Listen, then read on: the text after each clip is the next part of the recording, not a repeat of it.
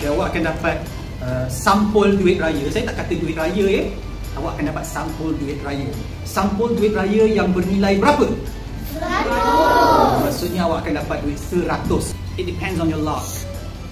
Okay, because I do not know what's inside. I do not know how much is inside.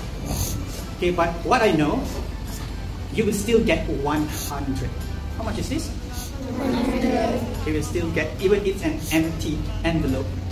Dan lepas, tapi mungkin kalau awak bernasib baik, if you've got the luck, dan mungkin awak ada sedikit amount dalam tu. Jom kita tengok aku contoh-contoh. Sampulnya ada macam-macam.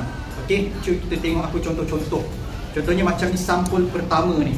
Okay, agak-agak ada berapa? Kosong ke ataupun ada? Berapa? 10. Berapa? 10. Okay, mungkin awak akan dapat RM10. Berapa dalam sampul ni?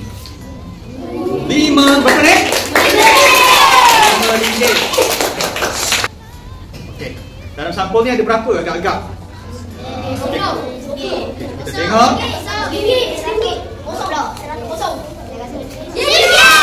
Berapa ni? RM1. Okay. Kenapa nak beli aiskrim? How much will you get? No, 100.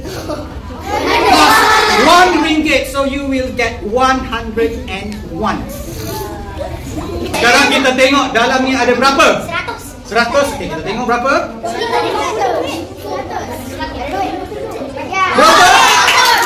Berapa ni?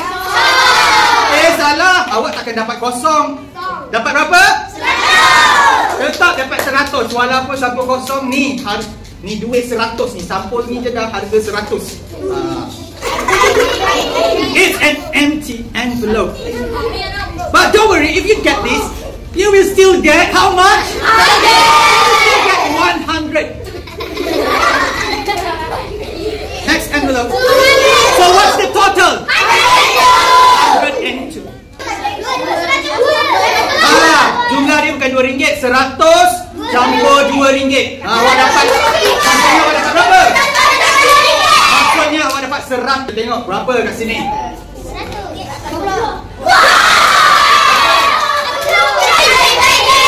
120.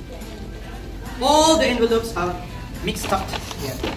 20. Mungkin awak dapat 20. Bergantung kepada nasib dan rezeki. Kalau dapat RM1 pun tetap rezeki. Okay, kat sini awak kena belajar terima apa saja yang awak dapat. Ini RM20 Saya masuk sini ya. Kita campur-campurkan bahan kita untuk memasak. Lepas ni awak akan beratur. Awak akan beratur, ambil satu. Lepas tu yang lelaki kena salam lah. Kena salam, kena minta maaf, kena nangis-nangis sebab awak dah salam. Okay? Yang perempuan tak payah salam lah.